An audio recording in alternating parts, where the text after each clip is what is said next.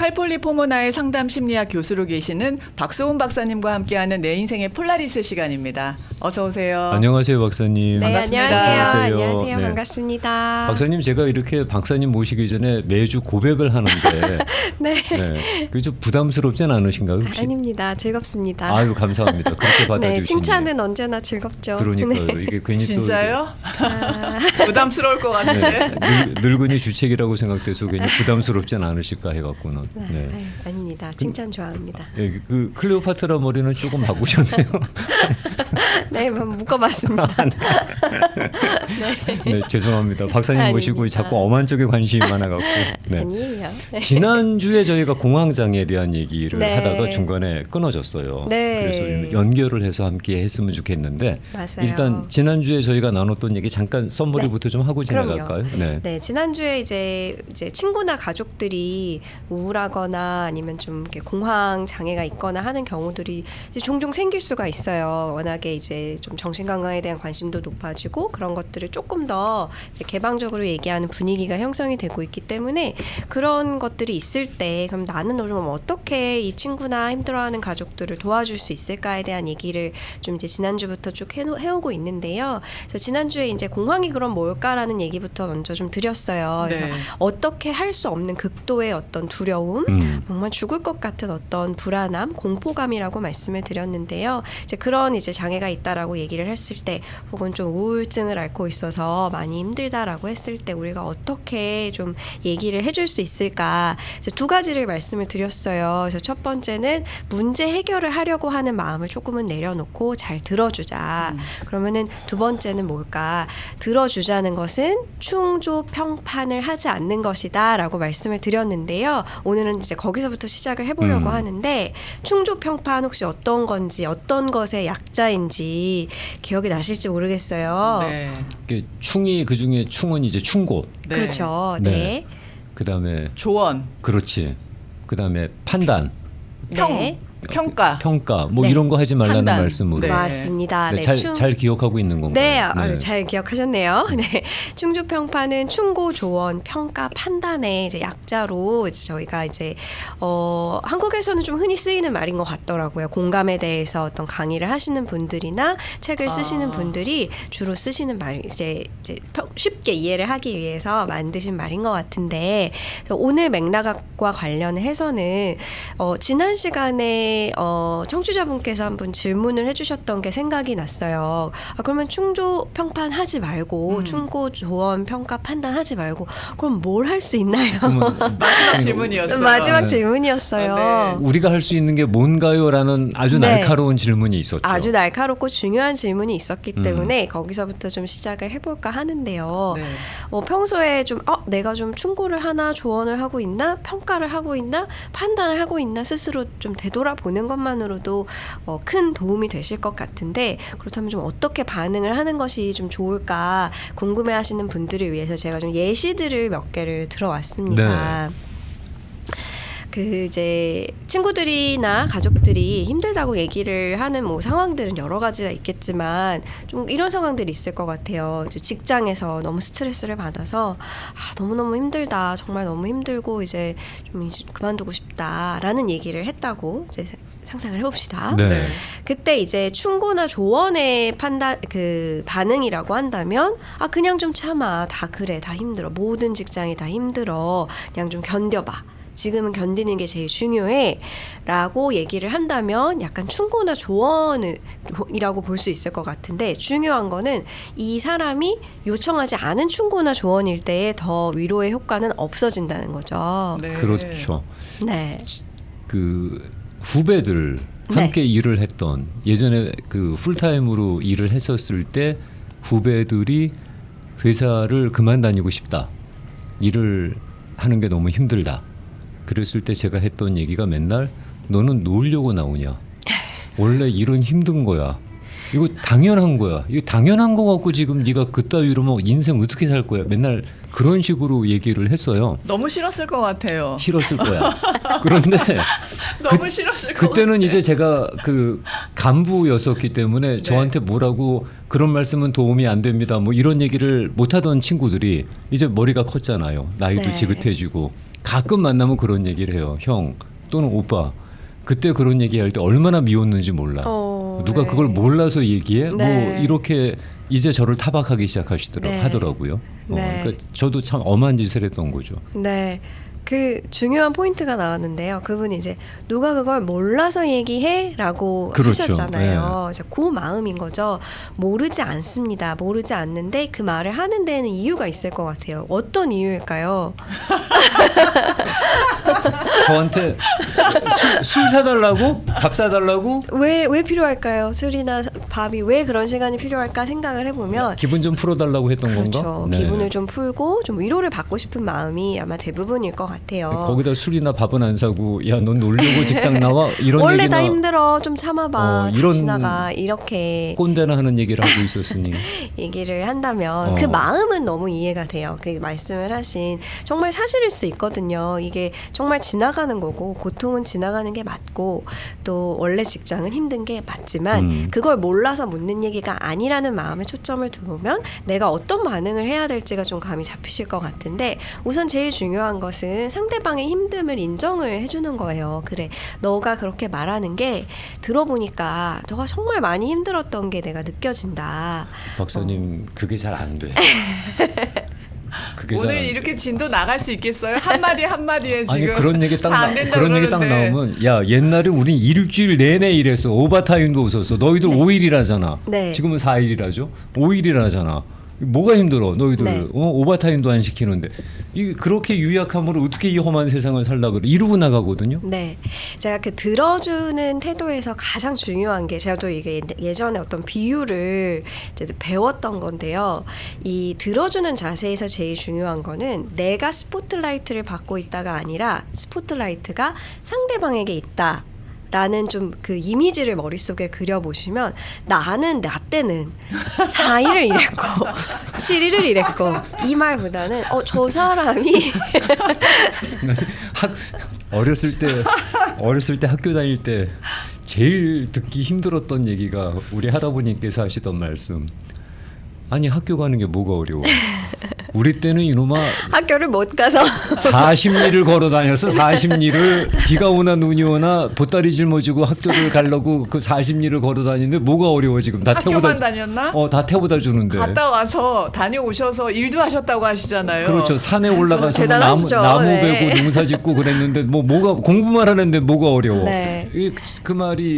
그 말을 제가 했던 거죠 이제 또. 네. 네, 저도 저 부모님이나 이제 뭐 이렇게 할아버지 할머니에게 들었던 말들인 것 같은데 이제 그 평소에 혹시 왜 이렇게 남의 얘기를 안 들어주냐라는 말을 가까운 사람에게 피드백을 들어보셨던 분들이라면 그 스포트라이트의 비유를 좀 생각해 보시면 될 것 같아요. 내가 이 사람한테 어떤 얘기를 들어주려고 하는데 그리고 이 사람도 들어주길 원하는데 계속 나한테 스포트라이트가 있다라고 생각하면 저절로 나 때는 이랬는데 나는 이랬고 이렇게 주어 자체가 나는으로 시작할 수밖에 없거든요. 근데 스포트라이트를 저 사람에게 계속 둔다라고 생각을 해주시면은 저 사람의 얘기가 들리기 시작할 거예요. 정말 힘들었다는 얘기구나. 힘들었다는 게 느껴진다. 이렇게 반응이 좀 나오기 시작하실 것 같아요. 네. 이렇게 나로 시작되는 사고나 문장이 네. 그 사람이 뭐 주인공병이 있어서 나 중심으로 얘기를 하는 경우도 있겠지만 네네. 더러 후배나 아니면 나보다 어린 친구들이 그런 얘기를 했을 경우 아니면 뭐 그런 경우에 대부분이 그 먼저 간 사람들의 경험들이 궁금해서 질문한 게 아닐까 네. 얘기를 하는 게 아닐까 싶어서 내 경험을 꺼내다 보니까 그런 말이 나오지 않을까라는 생각이 들거든요. 네. 그런 접근이라서 나 때는 이렇게 얘기를 하는 건데 그것조차도 하지 말까요? 아닙니다. 중요한 질문을 해주셨는데요. 그 의도가 많을 것 같아요. 저도 이제 선배분들이나 선생님들께 조언을 구하거나 아니면은 좀 힘든 얘기를 털어놓을 때에는 그분들은 대체 어떻게 이 상황들을 좀 헤쳐나가셨을까가 당연히 듣고 싶거든요.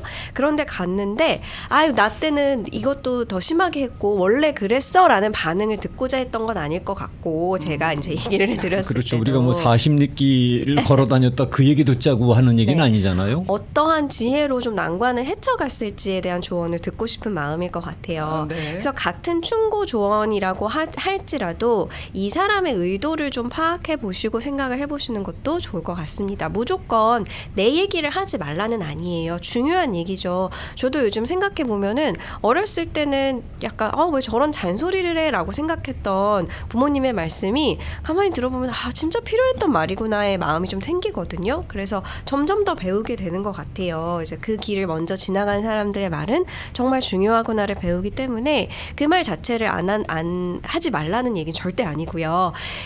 나에게 좀 얘기를 들어주었으면 하는 사람의 마음이 무엇인지 그 의도를 좀 파악하는 마음을 먼저 갖고 있다면 뭔가 이제 그 꼰대로서 해석이 되고 뭐 이렇게 들어주지 않는 것 같고 그런 반응들이 좀 줄어들지 않을까 싶습니다. 네. 일단 그 사람이 나한테 어떤 조언을 요구하기 전에는 괜히 쓸데없는 말 하지 마라. 충고나 조언을 하지 마라. 저쪽에서 요구를 하기 전에는 그 말씀이 지난주에 저는 제 머릿속에 아주 박혀 있었거든요. 네. 그러다 보니 저쪽에서 요구를 기다려요. 얘기만 해라. 그럼 바로 시작해야지. 근데 요구를 안 해. 그러면 왜 얘기했어? 네.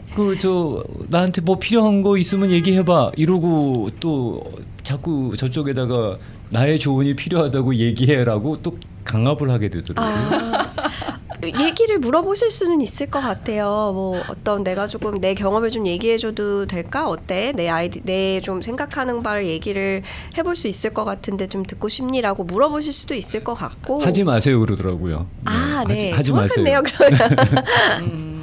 그래서 입 닥치고 가만히 듣기만 했었는데 우정아 씨한테 많이 듣는 얘기 중에 하나. 지금 박사님께서 주셨던 그 내용하고 연관이 있을 텐데 네. 저한테 대화를 나누면서 본인이 힘들고 어려운 얘기를 할 때 저의 반응을 보고 우정아 씨가 하는 얘기는 선배는 자기 얘기를 안 듣고 있다는 거예요. 그 얘기는 많이 했어요. 네. 근데 네. 제가 많이 방금 했네요. 그 말씀을 드리려고 했어요. 그러세요? 저 사람이 언제 요구하나 기다리느라고 듣지 않는 거죠.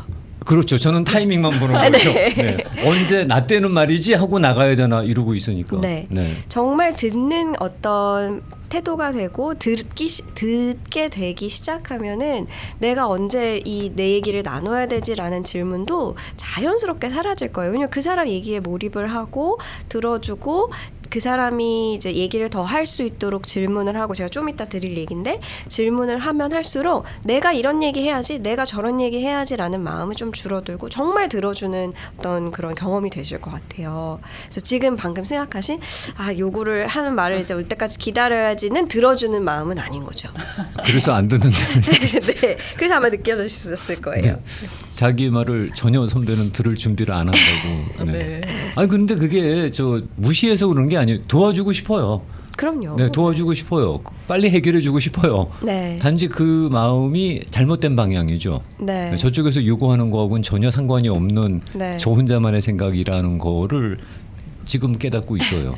근데 너무 좋다고 생각이 드는 게 그 말씀을 해주셨잖아요. 선배는 내 얘기를 안 듣는 것 같다고 이런 피드백을 주실 수 있는 관계라는 게 다행인 것 같아요. 대부분의 관계에서는 그 말도 못하나요? 네, 못할 수 있죠. 그럼 맨날 그래. 아니 들어요. 듣고 있어요. 얘기하세요. 그런데 저쪽은 전혀 듣는 준비가 안 돼 있다고 생각을 하더라고요. 네. 그러면은 어떻게 내가 듣고 있다라는 걸 얘기를 할 수 있을까? 느끼게 해줄 수 있을까? 네. 그거 좀 궁금하시죠? 그걸 좀 네. 가르쳐 주세요. 네, 배워가게. 그게 이제 이 다음 얘기인데요. 이제 충고나 조언을 하지 않으려면 이제 먼저 필요한 게 정말 상대방의 힘듦을 인정을 해주는 거가 필요하다고 이제 벌써 말씀을 드렸는데, 그런데 내 반응이 거기서 나오는 반응이 평가나 판단으로 이어지게 되면은 이제 상대방이 이 사람이 정말 내 얘기를 듣고 있구나라고 생각을 하기가 어려워지게 되는데요. 자, 또 이제 예시가 있어요.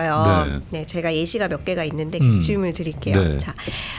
이제 친구나 가족들하고 얘기를 하다 보면 특히 이제 그분들이 이제 힘들어하실 때 어떤 이제 결정을 내리는 상황에서 고민을 들어주기를 요청하는 경우들이 많잖아요. 아, 내가 이런 상황인데 이게 맞는 선택일까 잘 모르겠다. 혹은 뭐 이런 결정을 내렸는데 아, 이게 지금 진짜 그렇게 해야 되는 건지 나도 잘 모르겠고 헷갈린다. 이런 얘기를 듣게 되시는 경우들이 종종 있을 것 같아요. 자, 평가나 판단의 반응은 근데 나는 좀 별론 것 같은데 그 선택하면 후회할 거야 라고 이제 단정적으로 나의 생각을 이제 얘기를 하는 경우들이 될 것 같아요. 혹은 이전 거하고 좀 연결을 해서 말씀을 드리자면은 내가 좀 경험을 해왔는데 이런 거는 좀 아니었어. 내 경험을 좀 네가 듣는 게 맞을 거야 라는 식으로 이제 얘기를 하게 되면은 평가나 판단이 들어가게 된 반응이겠죠. 네. 나 주로 그렇게 얘기했는데. 그렇다면 어떻게 반응을 할 수 있을까? 자, 처음에 상대방이 하고 있는 말에 대해서 내가 들었다라는 것을 얘기를 해주려면 그 선택에 대해서 너가 정말 많이 고민을 하고 있는 게 내가 느껴진다. 지금 네가 느끼고 있는 혼란스러움이 충분히 이해가 된다. 이게 이제 상대방이 하고 있는 말을 들었다는 걸 내가 얘기를 해주는 반응인 거죠. 네 말 나 들었고 나한테 이렇게 들어왔어 라고 얘기를 해줄 수 있으려면은 그 선택에 대해서 너가 많이 고민을 하고 있는 게 내가 느껴지고 너가 지금 충분히 혼란스러울 수 있다고 생각이 돼 라고 이제 내가 들었다는 걸 얘기를 해주는 거죠. 자, 그럼 그 다음에 뭐라고 할 수 있을까요? 물어보는 거예요. 어떤 게 고민이 돼? 어떤 게 혼란스러워? 어떤 게 뭔가 맞는 선택일지 모르겠다라고 느끼게 해? 라고 내 얘기를 하는 게 아니라 그 사람이 얘기를 할 수 있도록 질문을 하는 거죠. 그래서 되게 들어주는 것에는 질문이 들어갑니다.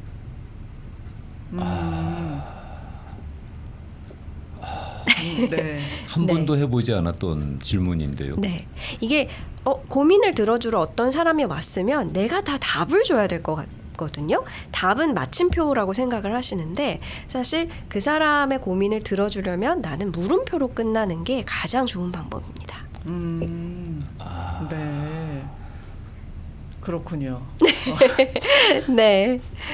어떻게 생각하실까요? 마침표로 얘기를 마무리했던 게 더 많았던 것 같네요, 진짜. 네, 저도 평소에 사실 반성하는 부분이에요. 뭐 친구나 가족들이 뭐 자기 얘기를 하고 싶어서 왔을 때 제가 자꾸 내 얘기를 하게 된다거나 자연스럽죠, 그런 반응이. 네. 뭔가 내가 얘기를 해줘야 더 도움이 될 것 같고 그런데 사실은 이 사람들이 나에게 왔을 때에는 좀 이 마음을 좀 털어놓고 싶고 같이 얘기해보고 싶은 마음이 클 거기 때문에 내가 조금 더 그 사람이 정말 어떤 점이 고민이 되는지 어떤 게 힘든지 궁금한 마음으로 물어본다면 결국에는 그 사람이 더 얘기를 하면서 생각도 정리하고 들어줬다는 느낌도 받고 이런 것들이 생길 수 있을 것 같아요. 네. 그러고 보니까 예전에 우리 어르신들께서는 참 단정적으로 저희들한테 해결책을 제시했던 것 같아요. 이래야 되나 저래야 되나 고민할 때 내 눈에 흙 들어가기 전에 안 돼. 그냥 뭐 무조건 안 된다고 하시거나 안 그러면 너 그러고 난 다음에 일 잘못됐을 때 나한테 어떻게 해달라고 얘기하지 마. 이런 거. 그럼 뭐 알아서 하라는 얘기죠. 왜 내가 나보고 왜 그런 얘기를 왜 하라 그래요. 네. 근데 그런 얘기를 저만 듣고 자랐나요? 저 많이 들었거든요. 저도 많이 들었어요. 내 눈에 흙 들어가기 전에 안 돼. 그리고 너 잘못되면 나중에 나한테 뭐라 그러지 마. 너 나한테 뭐 도와달라 그런 말 하면 너 진짜 너 내쫓는다 막 이러셨거든요. 우리 집만 그랬나? 아니 그런 건 아니고요.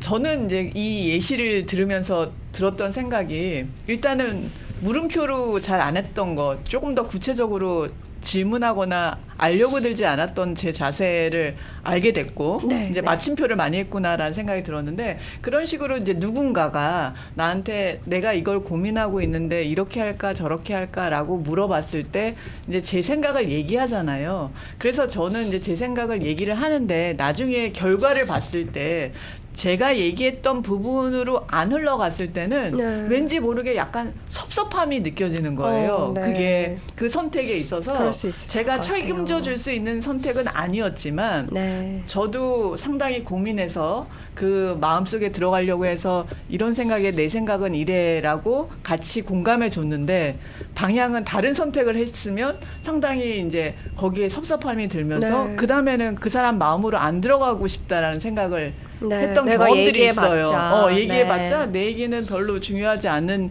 그런 건데 네. 내가 뭐하러 저 얘기를 또 공감을 할까라고 네. 선을 긋는다까지는 아니지만 네. 그 다음에는 그렇게 깊게까지 얘기를 안 듣는 그런 패턴이 네. 있었던 것 같아요. 아, 저 자신에. 네. 아, 네. 그런 섭섭함도 가지면 안 되겠죠, 사실? 충분히 섭섭할 수 있을 것 같아요. 그리고 아마 그 섭섭함에서 방금 얘기해 주셨던 예전 어른들이 하셨던 말이 거기서 나올 수도 있겠다. 그렇게 반응은 하지 않으셨겠지만 섭섭하기 때문에 너 다음에 와가지고 뭐 잘못했다고 나한테 와서 손 벌리면은 너 네가 알아서 해라는 반응이 아마 그런 마음에서 그런 실망감들이 쌓여서 결국에 나오는 반응이 아닐까라는 생각이 좀 두 분의 얘기가 연결이 되면서 되게 들렸는데 섭섭하죠.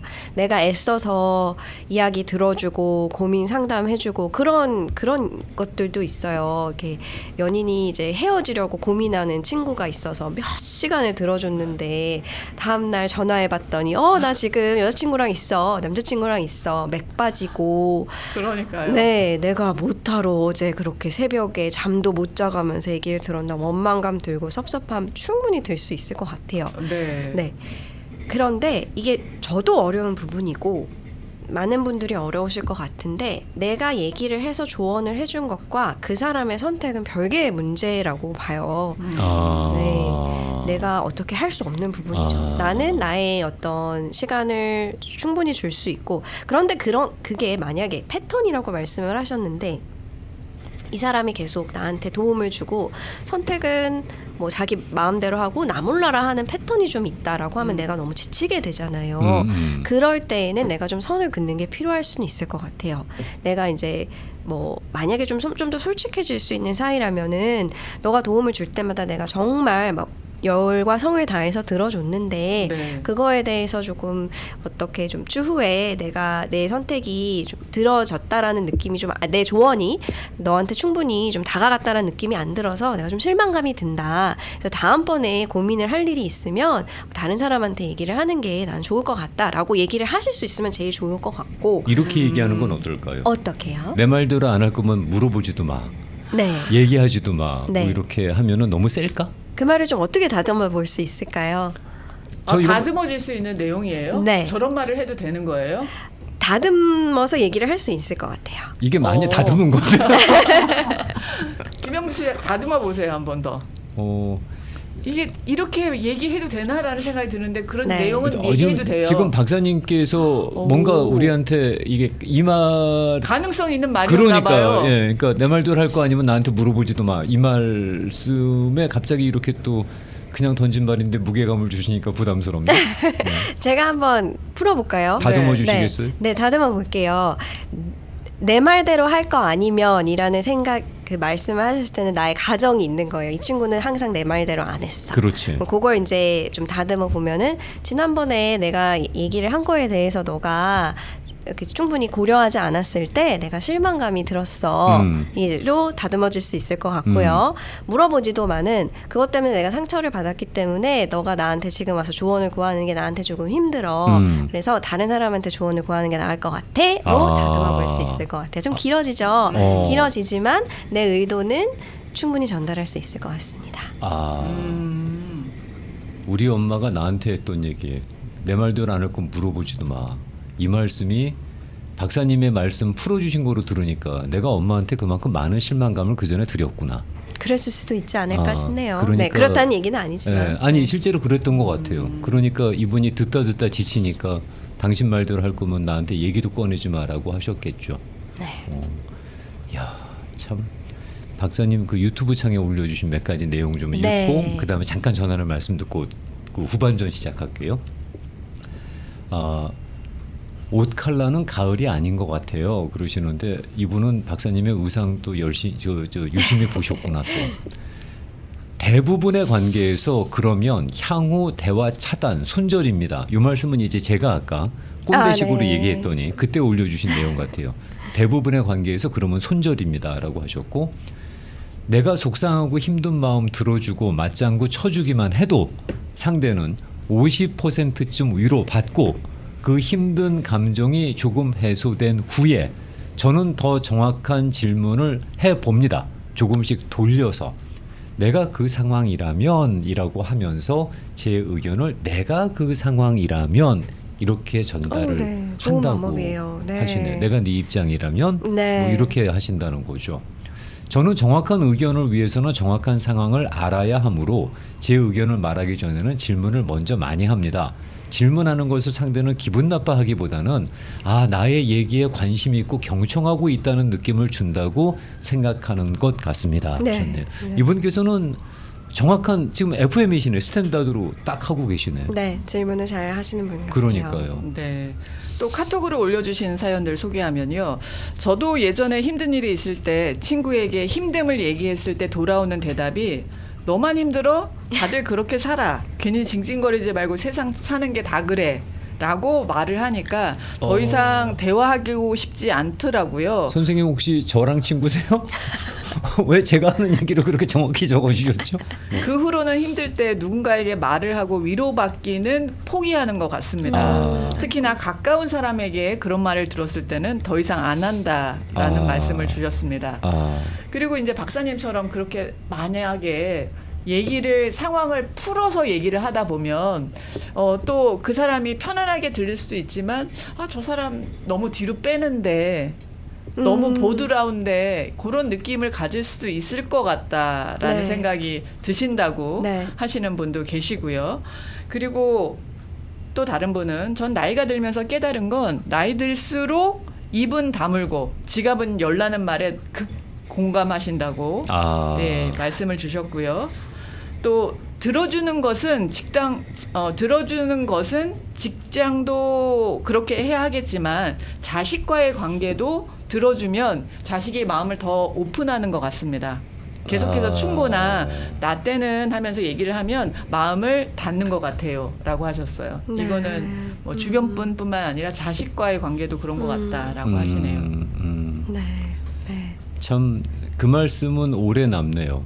느낌표로 끝내지 말고 물음표로 끝내라. 네. 네, 그게 네. 관심의 표현이다라는 말씀은 한 번도 그런 식의 어법을 구사해 본 적이 없어서 그래서 앞으로는 똑바로 조심해야 될 것 같습니다. 그럼 잠깐 전하는 말씀 듣고 돌아와서 말씀 계속 이어가도록 하겠습니다. 역시 전문가가 필요해. 목요일 1부 내 인생의 폴라리스와 함께하고 계시는데요. 이 시간은 칼폴리포모나의 상담 심리학 교수로 계시는 박소은 박사님과 함께하고 있습니다. 박소은 박사님께서 말씀 주시는 내용 이어가기 전에 네. 유튜브 창에 글을 올려주신 분이 계신데 잠깐 나누고 가겠습니다. 그리고 박사님의 의견은 어떠신지도 궁금합니다. 네. 오래전에 어떤 분을 찾아가서 개인적인 상담을 드렸는데 돌아온 대답은 간단했습니다. 팔다리가 없는 스웨덴의 여가수 레나 마리아도 잘 살아가고 있다면서 감사하라는 거였습니다. 그렇다면 고통당하는 사람들 중에서 팔다리 있는 자는 그 여가수 앞에서 모두 찌그러져야만 하나요? 그 여가수의 위로는 상담자가 내담자에게 절대로 해서는 안 되는 접근법이었다고 생각합니다. 너보다 더 힘든 사람도 잘 살아가는데 그나마 이만큼 사는 거 감사해라 이런 대답이었다는 거죠. 아픈 사람을 위로할 때는 저는 이 말씀이 상당히 와닿는데 아픈 사람을 위로할 때는 통증을 수치로 측정해 주려고 하지 마세요. 그리고 그 고통을 다른 사람의 고통과 비교하지도 마시고요. 몹시 아파서 물어봤는데 그 팔다리 없는 여가수를 보라는 게 그게 답변인지요? 라고 적어 주셨습니다. 네. 이게 가끔씩 이런 얘기 우리 이런 거 아주 많이 반복하잖아. 이런 오류를. 더 어려운 사람도 있는데 네가 지금 딱 제가 들었던 얘기는 그거거든요. 배때기가 불렀다고. 네. 네. 해주신 말씀에 제가 제 의견을 말씀드리면 되나요? 네. 동의를 합니다. 너무나 제 개인적으로 네, 맞다고 생각하는 말씀이고요. 거기다가 조금 더 보태자면은 저는 그 고통을 이제 수치화하면 안 된다고 말씀을 해주셨는데 그 네. 말이 제가 제일 와닿는데요. 저도 평소에 그렇게 생각을 하고 이게 나보다 더 고통스러운 사람, 나보다 덜 고통스러운 사람을 나눌 때 그 팔다리가 없는 가수분 얘기를 하셨는데 그렇게 되면은 그 팔다리가 없는 그 가수분은 자동적으로 제일 고통스러운 사람이 되는 거예요. 그게 우리가 가지고 있는 장애인들에 대한 시선입니다. 저 사람들은 말할 수 없는 고통이고 그래서 굉장히 그 장애들을 극복해야 되는 걸로 이렇게 보고 저는 어쩌면 그게 오히려 더 차별적인 시선이라고 생각을 하거든요. 그래서 내가 스스로 고통을 이게 더 큰 고통이나 덜 큰 고통이다. 그 사회적인 시선으로 사회적인 기준으로 나누게 되면은 자동적으로 가장 더 고통스러워하는 사람이 좀 생기게 되고 그분들이 그러면 행복하게 살면은 되게 약간 그게 왜 그렇지라고 의문을 가지게 되고 그런 어떤 시선들이 좀 자연스럽게 생겨나기 때문에 그 고통을 수치화하면 안 된다는 의견에 정말 충분히 동감을 하고요. 또 고통을 수치화한다는 그런 어떤 등급을 나눈다는 생각 때문에 내가 고통스러운 거를 계속 받아들이기 힘들어하시는 분들이 계세요.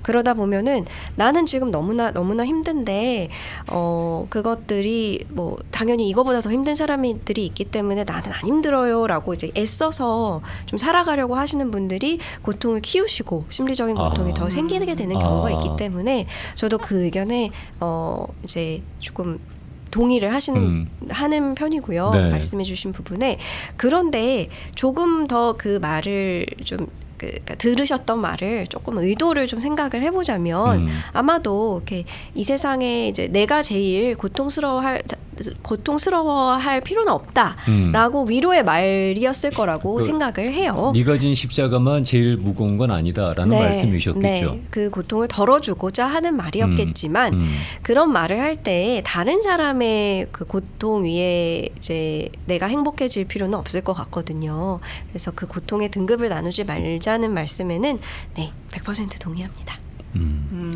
제 불행이 다른 사람의 불행과 비교되는 건 참 불편한 일인 것 같아요. 그렇죠. 네, 그리고 제 행복이 다른 사람의 행복과 비교되는 것도 유쾌한 일은 아니고요. 그렇죠. 네. 네, 동의합니다. 그래서 그거를 그렇게 잣대로 갖다 대는 거는 참 조심스러운 접근인 것 네. 같아요. 불령 의도가 선한 의도라고 했을지라도. 그렇죠. 네. 그러면 저희가 지난주부터 갖고 오는 사실 큰 주제가 그거 아니겠습니까? 다른 사람들의 고통과 아픔과 슬픔과 상실에 우리가 어떻게 반응해야 되는지 이게 큰 주제인 것 같거든요. 네. 공황장애라고 하는 그 주제를 갖고 얘기를 나누고 있긴 하지만 네. 근데 우리가 그 사람이 아닌데 실제로 얼마나 공감할 수 있을까요? 네. 완벽하게 공감을 할 수는 없습니다. 그래서 더 들어주는 게 필요한 거고 그래서 더 질문을 하고 관심을 가지고 있다. 너가 하는 얘기를 들어줄 준비가 됐다라는 것을 내가 먼저 표현을 하는 게 중요한 것 같고요. 이제 큰 주제를 말씀을 해주셨는데 가장 중요한 거는 내가 얼마나 지금 이 사람의 얘기를 들어주고 있는가 스스로에게 질문을 해보실 수 있는 게 좀 중요할 것 같고요. 그다음에 또 이번에 준비한 주제를 얘기를 드리면서 또 이제 좀 짚고 싶었던 점이 이렇게 남의 얘기를 이렇게 들어주게 되다 보면은 어느 순간 내가 지치는 부분이 찾아오게 됩니다. 특히나 나의 어떤 가까운 친구나 가족이 우울증이나 불안이나 공황장애들로 힘들어하고 있는 경우라면은 그것을 돌봐주고 들어주고 있는 나도 어느 순간에는 굉장히 힘들어지거든요. 그래서 그 부분을 제가 좀 공감을 해드리고 싶었고 무엇보다도 도움을 주는 내가 지칠 수 있다라는 것을 좀 인지를 하시고 그래서 나도 도와주는 데에 한계가 있다. 내가 공감을 해주는 데에도 한계가 있고 그 한계의 부분을 내가 정확히 알아야 된다. 그래서 나부터 돌보는 게 가장 중요하다라는 말을 조금 역설적으로 드리고 싶었습니다. 그것도 안 되는 부분인데. 네. 그냥 한 번 들어주면 내가 지치고 힘들더라도 끝까지 해야 도리인 책임감이 생기죠. 네. 네. 근데 그게 분명히 한계는 있다. 네. 그거를 상대방한테 전달할 필요도 있다. 그렇죠. 라는 거죠. 어느 순간에는 내가 너무 지쳐서 내가 주고 싶은 만큼의 도움을 주는 게 어려워지기 시작하면은 의도와 관계없이 그런 뾰족한 반응들이 나오게 되는 것 같거든요. 그거를 다듬는 데에도 한계가 있게 되고 그렇게 되면은 이제 내 한계를 인지하고 어떻게 하면 이 사람을 잘 도와줄 수 있을까, 다른 방법은 없을까 고민하셔야 될 시점이 오시기는 할 거예요. 근데 네. 그 말을 상대방한테 전할 때 어떻게 전달을 힘들죠. 하면 되나요? 네. 나도 들어주는데 한계가 있어. 뭐 이럴 수는 없잖아요. 네. 결국에 메시지는 그거일 텐데 또 이제 그 다듬는 얘기로 이제 돌아갈 네. 것 같은데 아까 이제 청취자분 한 분께서 얘기를 해주셨던 부분이 너무 말랑말랑하게 네네 들린다고. 보드랍게 네. 들리는 이제 그건 제 스타일이었던 거고 네. 내가 지금 이렇게 말에서 꺼낸 부분, 바로 이제 생각나서 이렇게 딱 꺼낸 말이 좀 뾰족하게 느껴진다면 본인의 스타일대로 조금 다듬어서 전달을 하시는 거는 아마 다 생긴 게 다를 거예요. 저는 이제 일이 이쪽이고 하다 보니까 굉장히 보드럽게 네. 다루는 거가 익숙해진 사람이지만 그게 또 실리콘 화법이죠. 실리콘 화법. 네. 그게 또 듣는 사람이 갑자기 왜 저래로 할 수 있으니까 나의 어떤 평소의 스타일에 맞게 너무나 뾰족하진 않을 수 있도록 하지만 이 사람이 받아들일 수 있는 정도로 다듬어 보시면 좋을 것 같습니다. 마지막 질문입니다, 네. 박사님. 그 낯을 참 많이 타고 좀처럼 제 속 얘기를 못 합니다. 네. 그 진짜 제 밑바닥을 잘 드러내지 않는 스타일이에요. 아마 많은 분들이 그러실 네. 거라고 짐작을 해요. 네. 그런 저도 박사님한테는 무장해제가 됩니다. 저분은 내 얘기를 하면 들어주실 것 같고 저분하고 얘기를 하다 보게 되면 왠지 그게 사라질 것 같은 그런 기대를 하게 되거든요.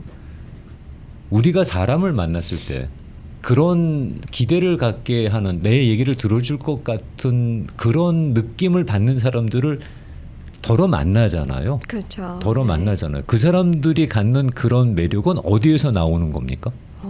네. 네. 네, 어떤 질문인지는 왜냐하면 저도 네. 그런 사람이 되고 싶어서 그렇습니다. 네네네. 근데 네. 그런 매력을 제가 모르니까 네. 그래서 한번 그런 매력은 어디서 나오는 건지 그 바탕은 뭔지가 궁금해서 여쭤보는 거거든요. 네. 어떤 부분에서 제가 그 얘기를 들어줄 거라고 기대를 하시게 됐는지에 답이 있을 것 같아요. 이게 제가 또 질문을 박사님의 외모하고는 아무 관계 없습니다. 네, 네. 네.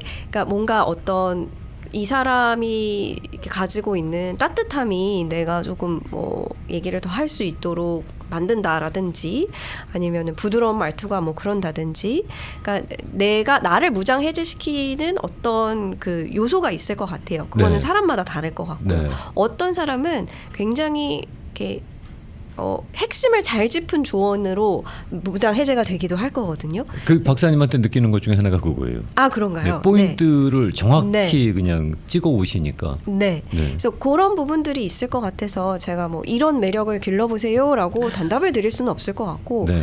내가 그러면 언제 이 사람한테 좀 이 사람 진짜 내 얘기 잘 들어주네라고 느끼는지를 좀 파악을 하신 다음에 그 부분을 나한테서 길러보는 게 정답이 아닐까 생각합니다. 이 시간을 함께 박사님과 진행하면서 네. 저의 목표는 하나입니다. 네. 저는 박사님과의 방송이 끝날 때쯤이면 저도 박사님 같은 사람이 되고 싶습니다.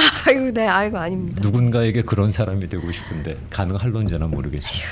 네. 오늘도 좋은 말씀 잘 들었고 네. 박사님 그럼 다음 주에 뵙고 인사드리겠습니다. 네, 다음 주에 뵙겠습니다. 고맙습니다. 고맙습니다. 네, 감사합니다. 지금까지 박수훈 박사님과 함께했습니다.